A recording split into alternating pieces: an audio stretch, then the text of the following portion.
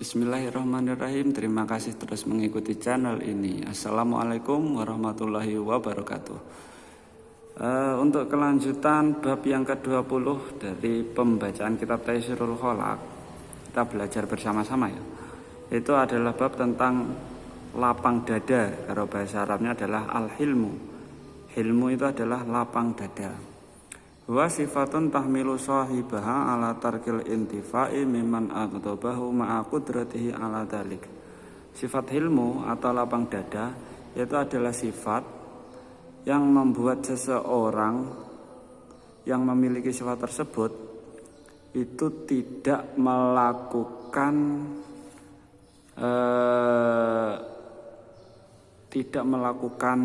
pembalasan terhadap orang yang membuatnya marah, padahal sebenarnya dia itu mampu untuk melakukannya.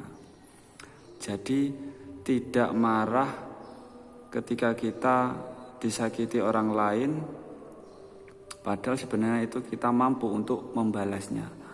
Itu merupakan sifat hilmu, sifat lapang dada, dan ini baik dimiliki oleh setiap muslim. Wasababuha, sebabnya ilmu atau lapang dada itu banyak sekali. Yang pertama adalah rahmatul juhal, karena kita kasihan terhadap orang yang melakukan hal bodoh terhadap kita. Ini sebenarnya kita mampu membalas orang yang menyakiti kita, tapi kita tidak marah dan tidak membalas keburukannya karena kita kasihan. Itu merupakan alasan pertama seseorang bisa lapang dada, mudah memaafkan, tidak sumbu pendek, tidak mudah emosi. Yang kedua adalah awit tarafu'i anil musatamati awil anil musatamah. Atau seseorang itu bisa berlapang dada karena untuk menghindari kata-kata kotor yang keluar dari mulutnya. Kan seseorang ketika berkata kotor di depan umum itu bisa mengurangi martabatnya. Jadi dia memilih untuk menghindari kata-kata kotor dengan cara berlapang dada terhadap apa yang dilakukan orang lain. Yang ketiga adalah awil istiyai min jazail jawab. Karena kita malu ketika kita beradu argumen ataupun berkelahi dengan orang yang berbuat buruk pada kita di depan umum. Kita malu karena apa? Semisal orang dewasa bertengkar di depan umum karena suatu masalah kecil, semisal karena dia mudah emosi,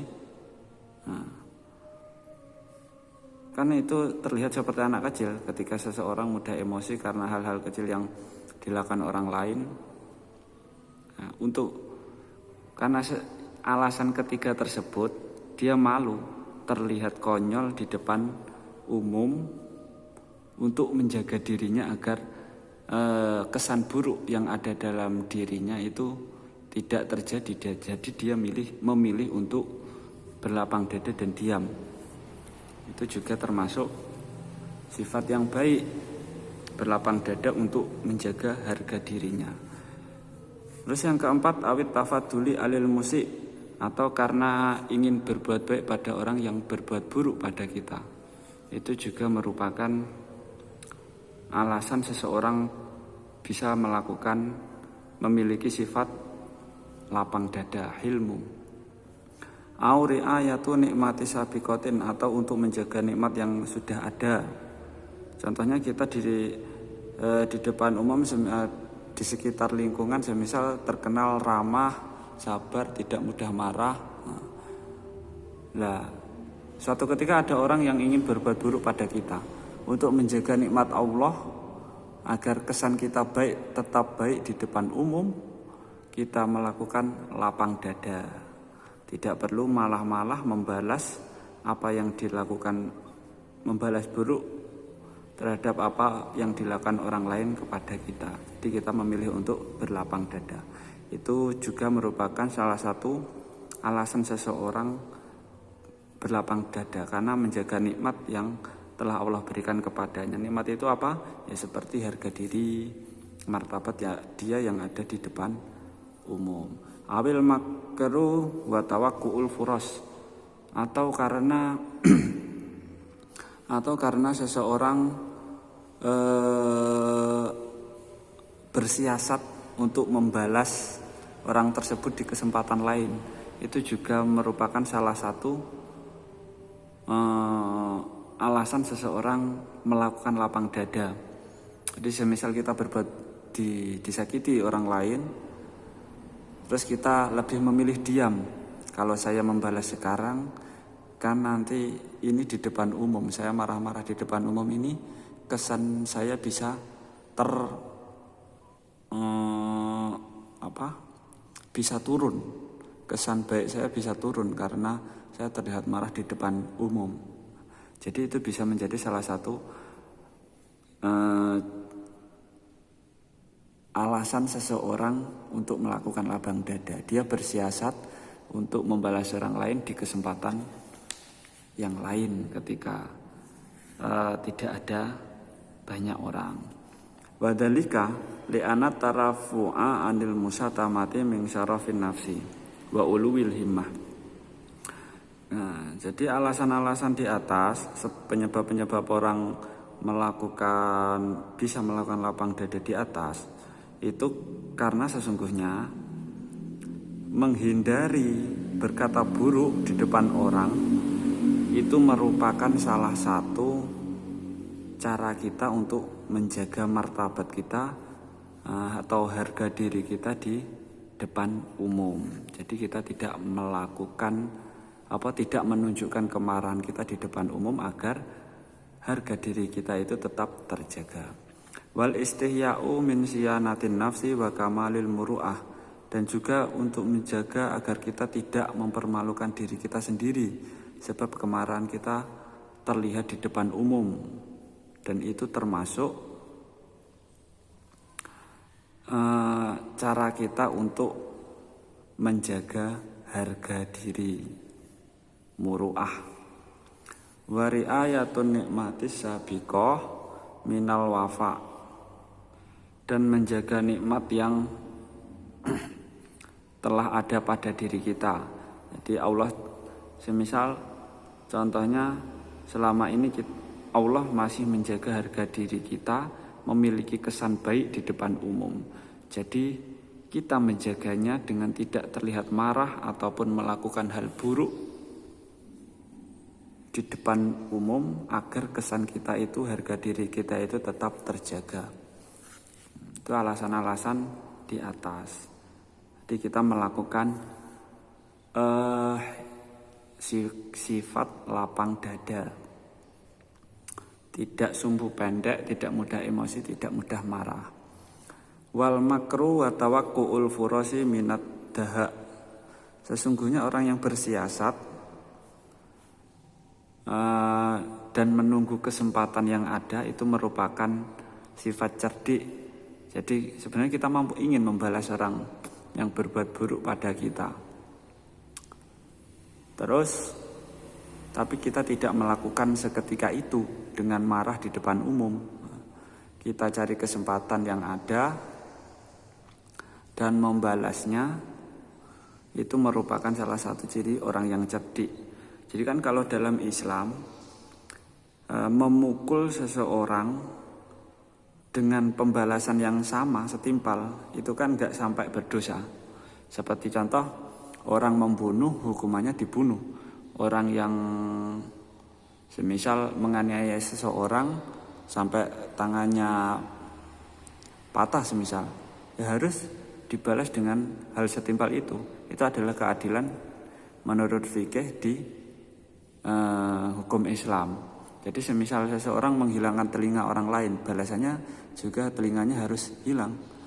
Kalau menghilangkan mata orang lain harus dibalas dengan menghilangnya mata. Nah, dan kalau dipukul 1 kali, boleh kita membalas dengan pukulan 1 kali. Tetapi tidak diperbolehkan berlebihan atau melebihi apa yang pernah dilakukan orang lain kepada kita. Itu sebenarnya hukum fikihnya itu seperti itu.